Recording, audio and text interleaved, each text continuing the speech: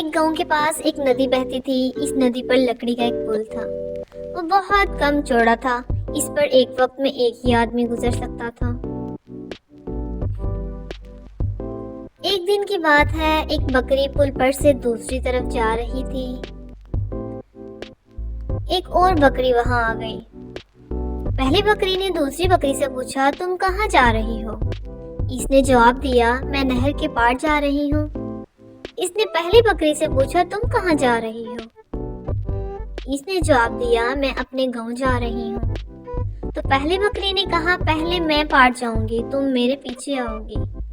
वो कहने लगी कि पहले मैं जाऊंगी, मैं क्यों रहूं पीछे। मैं करके दोनों लड़ने लगी। लड़ते लड़ते दोनों बकरियां नदी में गिर गईं। प्यारे बच्चों, इस कहानी से हमें ये सीख मिलती है कि हमें हमेशा अक्ल से काम लेना चाहिए और कभी भी जल्दबाजी नहीं करनी चाहिए।